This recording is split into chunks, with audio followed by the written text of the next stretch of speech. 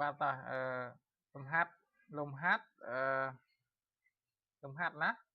ញ្ចឹងគឺជាលំហាត់ប្រតិបត្តិខគេថាផលបូកនៃ3ចំនួនគត់តគ្នាតូចជាង1918តែធំជាងបាទតែធំជាង1914គេឲ្យយើងចូលរកចំនួនគត់ទាំង3នោះអញ្ចឹងយើងមើលចម្លើយបាទចម្លើយយើងសេមកចម្លើយយើងសាកគិតតិចណាបាទយើងគិតតិចអញ្ចឹងយើងគោលបំណងយើងដាក់មកយើងថារកចំនួនគត់ទាំង3បាទយើងសេអញ្ចឹងមកណារកចំនួនគត់បាទរកចំនួនគត់ទាំង3បាទអញ្ចឹងយើងតាំង x ជាចំនួនគត់ទី1បាទយើងតាំងណាបាទយើងតាំង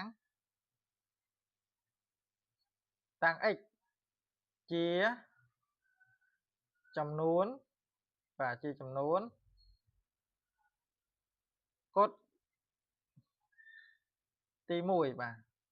អញ្ចឹងយើងដើម្បីងាយយល់យើងមើលមើលក្រាបតាំងไว้មួយបាទនិយាយថានេះ x បាទអញ្ចឹងអានេះ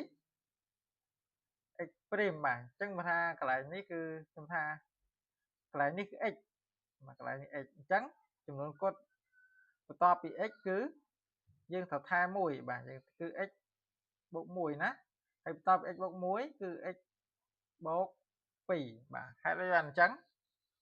យើងមើលបើយើងគិតជាលេខបើលេខ1បន្ទាប់ពី1គឺអីគេគឺ2បាទណា1 2ជាចំនួនគត់ណាអញ្ចឹងបន្ទាប់ពី1គឺ2បន្ទាប់ពី2គឺ3ហើយអា1ហ្នឹងបាទ2ហ្នឹងគឺមិនស្មើ1បូកបាទ1បូកយើងមិនយកកន្លែងមុខ2ហ្នឹងគឺមិន1បូក1ឃើញទេយកចំនួនគត់ទី1បូក1ទៀតមកបានចំនួនគត់ទី2ហើយដល់ពេលអាទី3នេះយើងមិនយក1បូកឲ្យ2យើងបាន3ឃើញយើងមិនបានចំនួនគត់ទី3បាទអញ្ចឹងដូចគ្នាណាបាទអញ្ចឹងវាតាំង x ជាចំនួនគត់ទី1អញ្ចឹង x បូក1ជាចំនួនបាទជាចំនួនគត់បាទជាចំនួនគត់ទី2ហើយ x បូក2ជាចំនួនបាទជាចំនួនគត់ទី3បាទអញ្ចឹងណាបើអញ្ចឹងគេបានបាទគេបានជាមើលលក្ខខណ្ឌគេផលបូកទាំង3បាទផលបូកទាំង3បាទផលបូក3ចំនួនគត់តគ្នាមានន័យថាយើងយក x បូកឲ្យចំនួនគត់ទី2គឺ x បូក1បូកឲ្យចំនួនគត់ទី3គឺ x បូក2លក្ខខណ្ឌវាគេប្រាប់យើងថាធំជាង1918នេះសញ្ញាធំជាង1918តើទៀតថាតែតូចសំទោស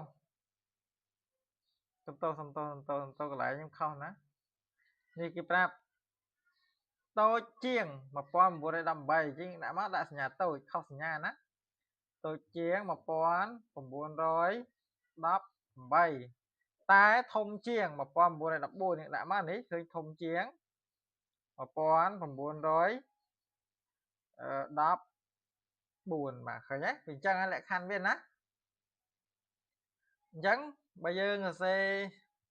យើងផ្ដាច់វាមកយើងថា1914តូចជាងអានេះយើងធ្វើមក x បូកឲ្យx បូក1យើងបាត់មុខកញ្ចក់ណា x បូក2ហើយតូចជាង1918បាទអ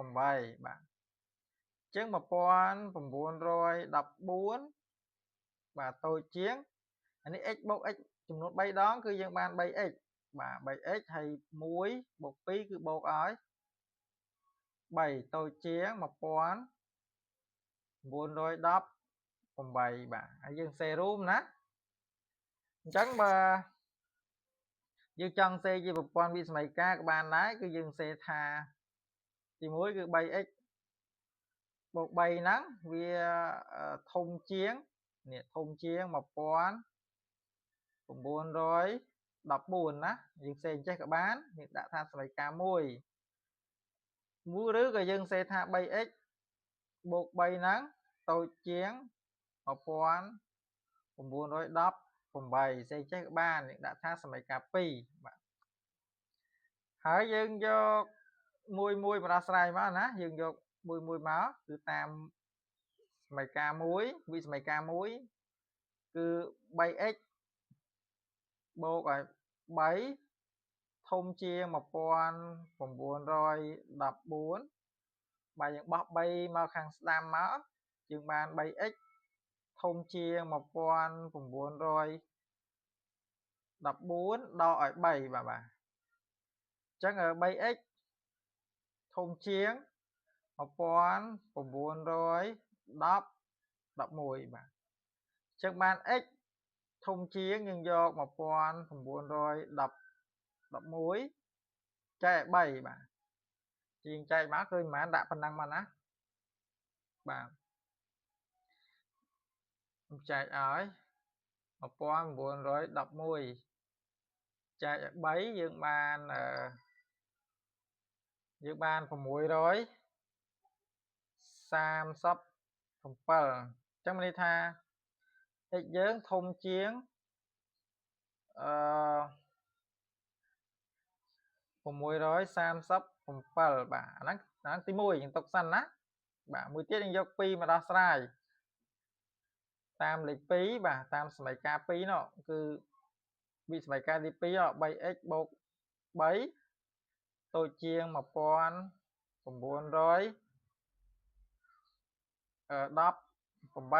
ដូចគ្នាណាយើងដោះដូចគ្នាយើង 3x ដាក់ខាងឆ្វេងដដែលហើយវាតូចជាង1918ដកឲ្យ3យើងបោះ3មកខាងស្ដាំអញ្ចឹង 3x តូចជាង1915បាទយើងដកណាដក3ចេញអញ្ចឹងយើងបាន x តូចជាង1915ចែកឲ្យ3បាទស្មើប៉ុន្មានដាក់មកណា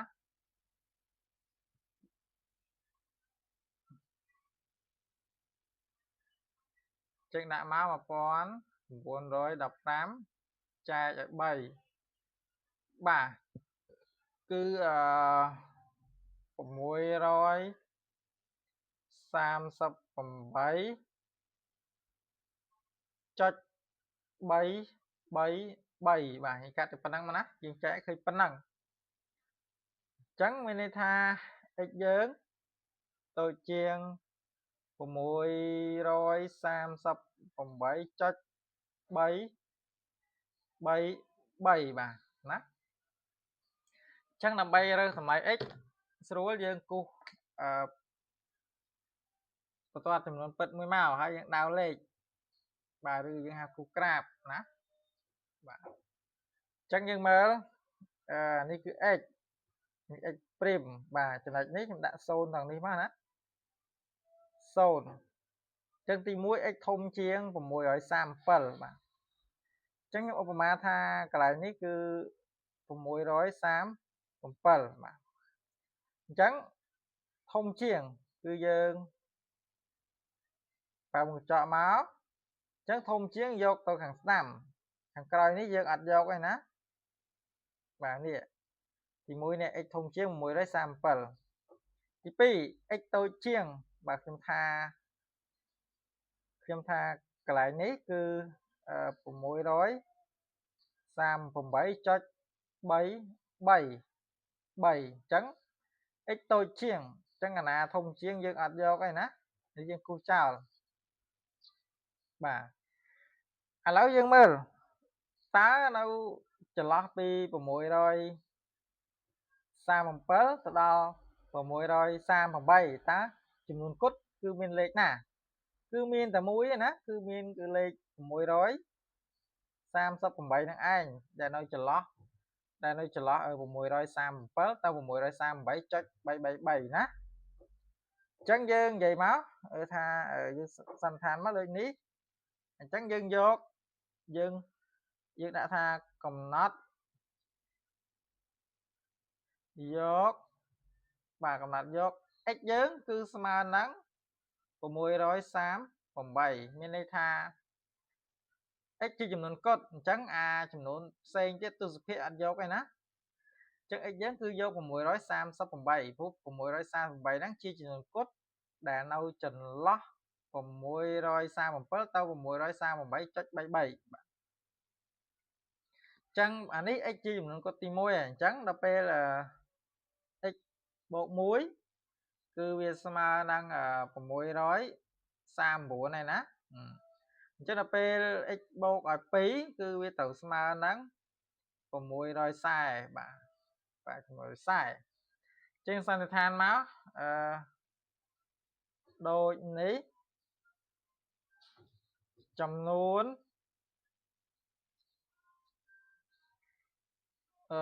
កុដទាំង3បាទទាំង3គឺយើងដាក់មកគឺទី1គឺ638ទី2គឺ639ទី4គឺ640បាទចម្លើយគឺប៉ុណ្ណឹងណាបាទអត់មានអីពិបាកទេ